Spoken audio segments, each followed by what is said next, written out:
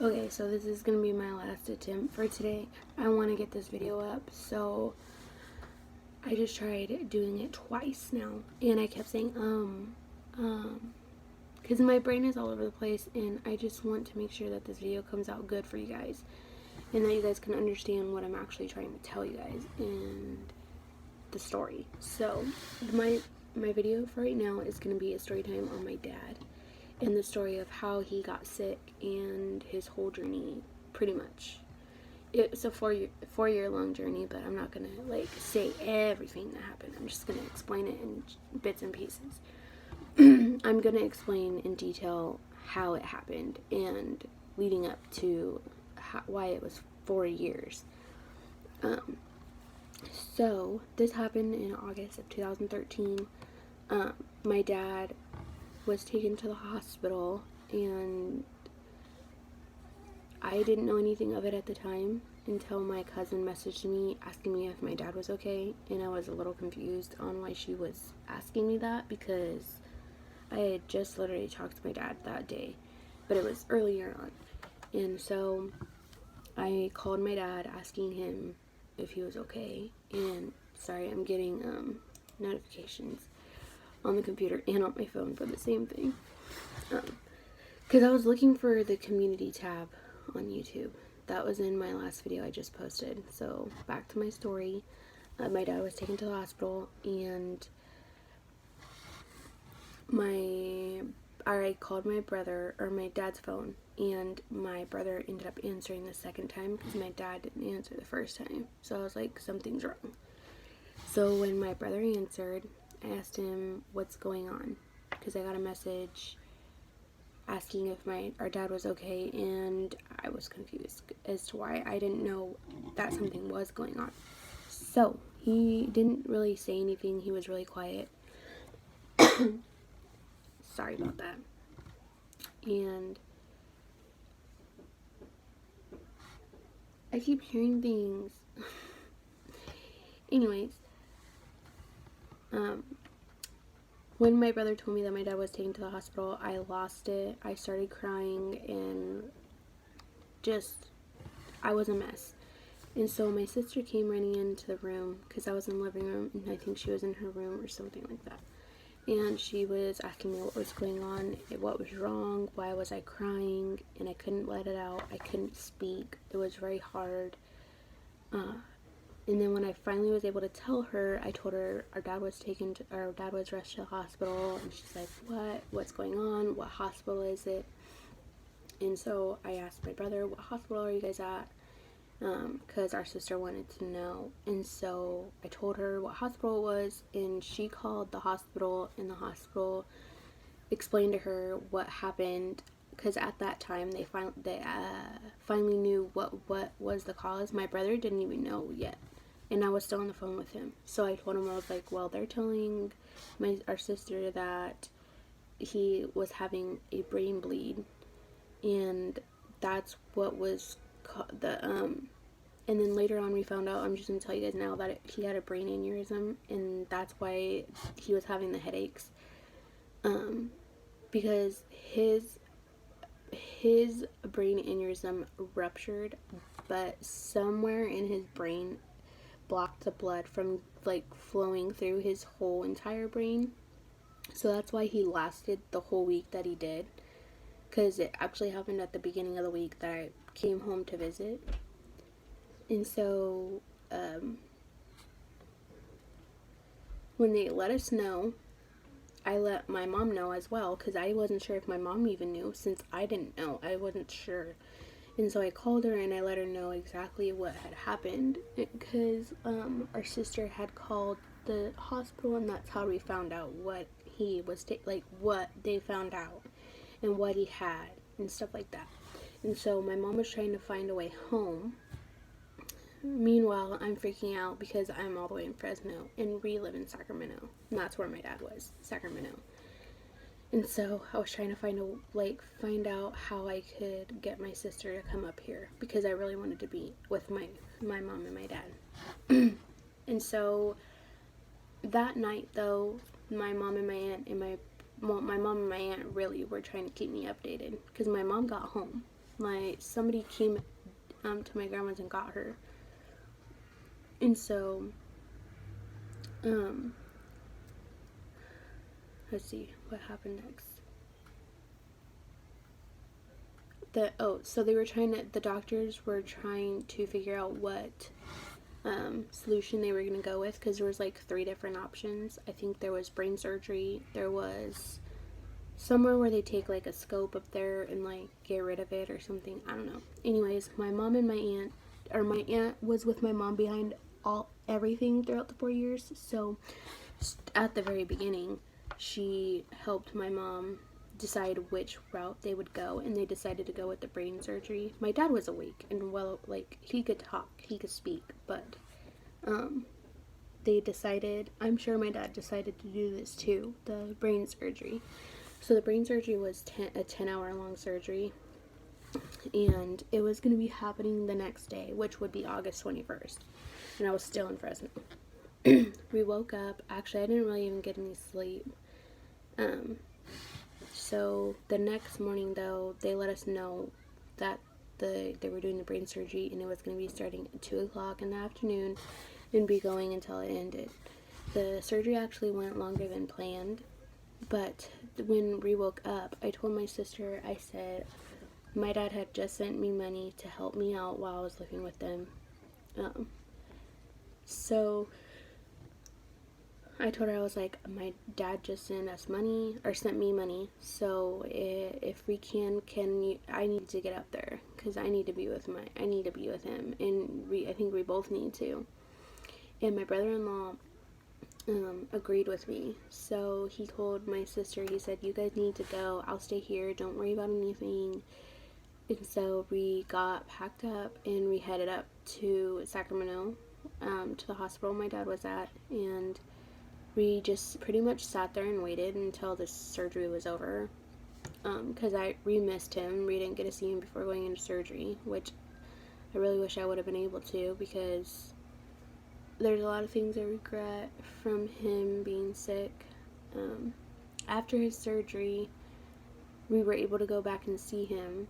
I mean, he couldn't talk because he was he was conscious. He was just, I'm pretty sure they put him under, because they're not going to leave him awake.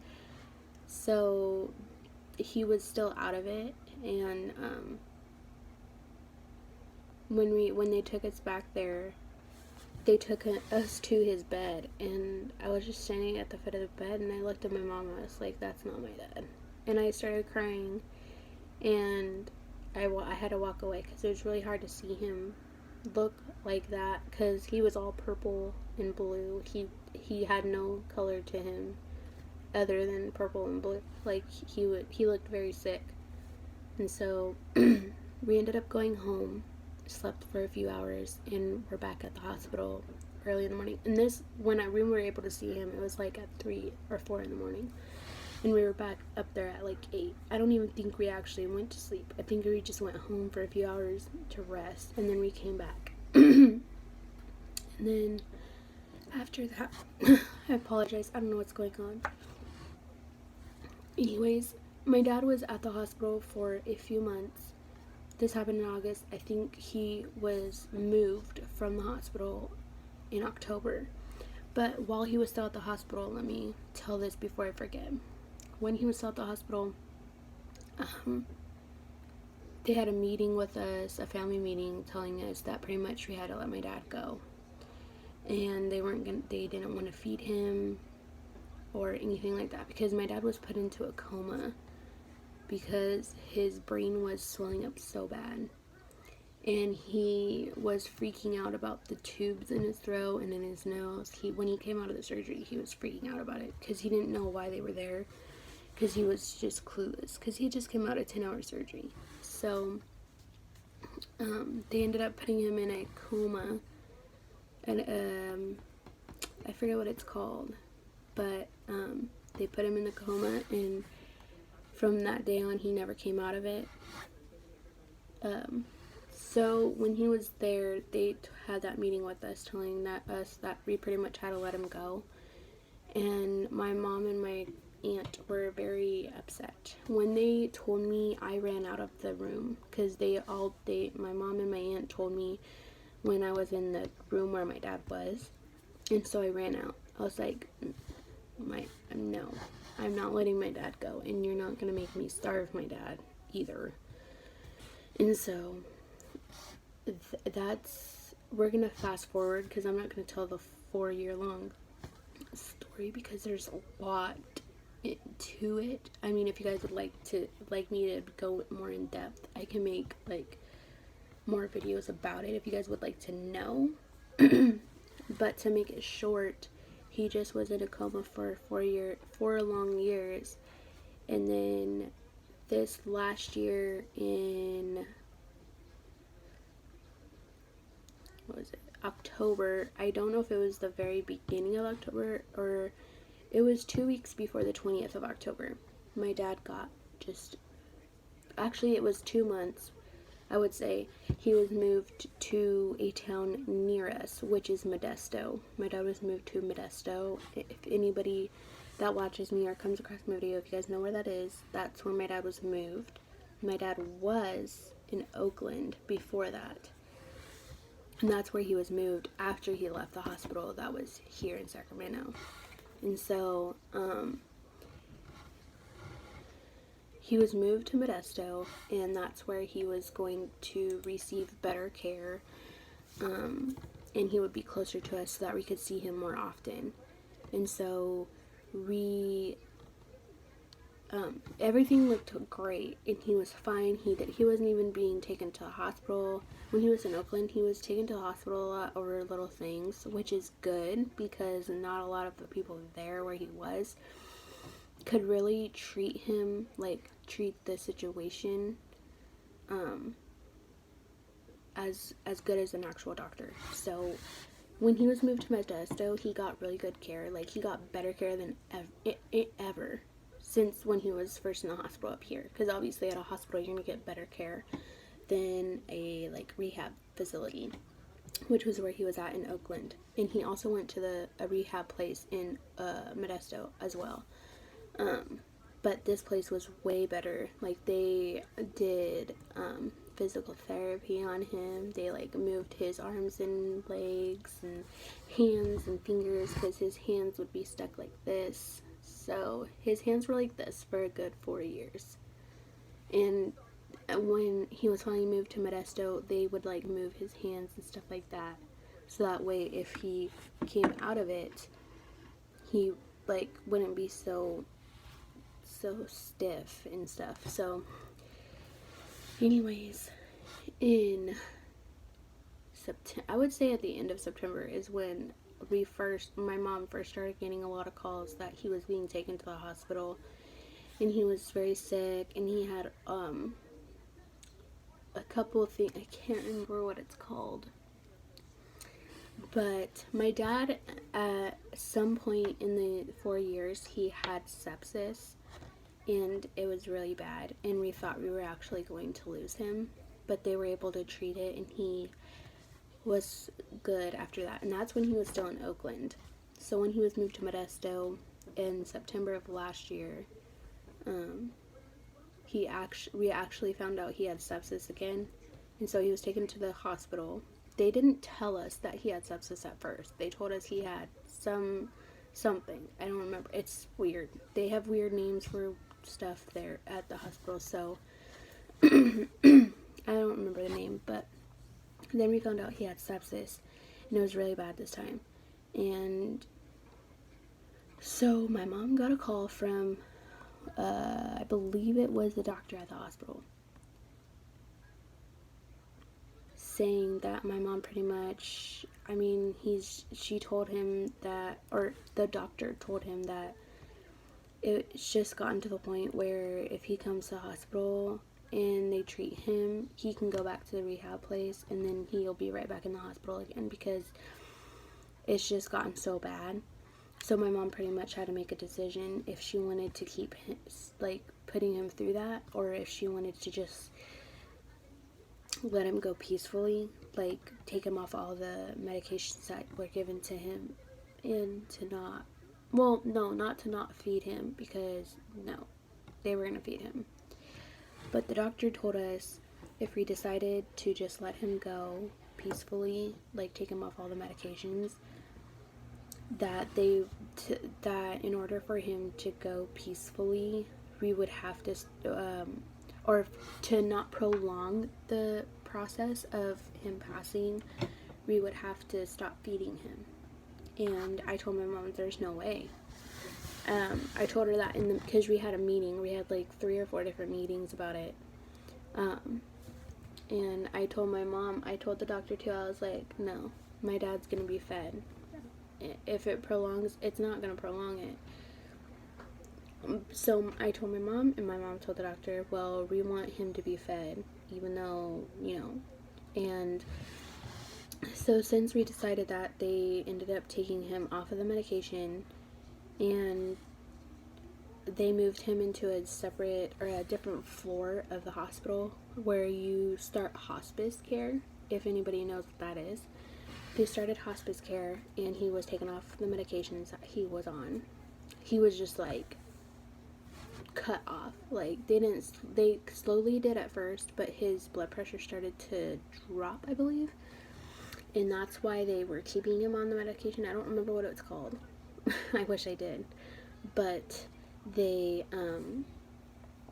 took him off of that, they took him off of it, and then they moved him to a different floor, and then they were trying to find a place for him to go, like a hospice house, or like somewhere where they can take care of people that are hospice. So sorry, I got a text from my husband.